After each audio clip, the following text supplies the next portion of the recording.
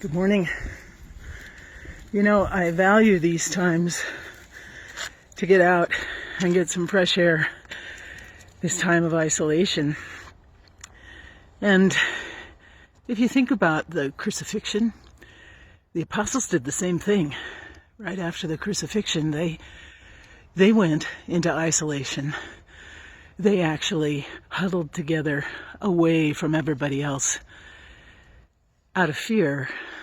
And a lot of things surfaced for them, I'm sure, like the amazing things they took for granted just days, weeks earlier when Jesus was still with them.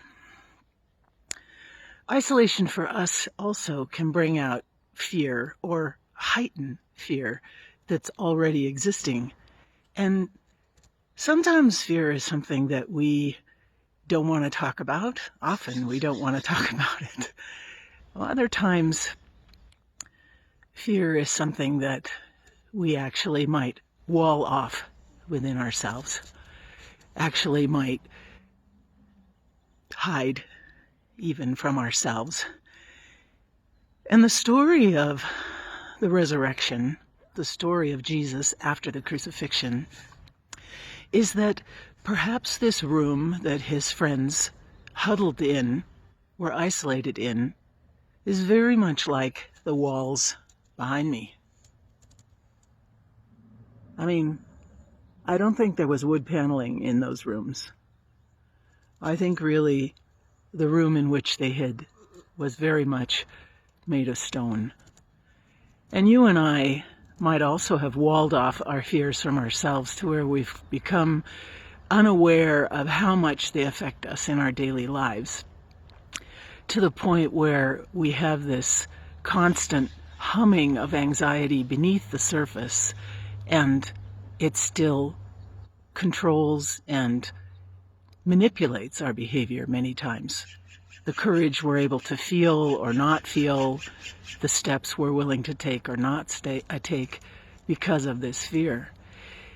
In that room where they huddled, Jesus walked through these walls. Stone was not an obstacle for him. What if today we looked at the things we fear, and what if today we tried to allow Jesus to walk through those walls, to actually breach the walls around our fear? Think about that thing that you're most fearful of. Bring it to the surface. Offer it to Jesus. And then I think that perhaps the greatest message of resurrection for us at Easter time is, I love you. And maybe the second greatest message is the words that he spoke when he breached the walls of that room with the apostles. The first words he spoke to them after they saw him for the first time. Do not fear. Don't be afraid. I've got you. Not even these walls are enough to keep me away. So let's pray on that. And I'll see you again on Monday. God bless you.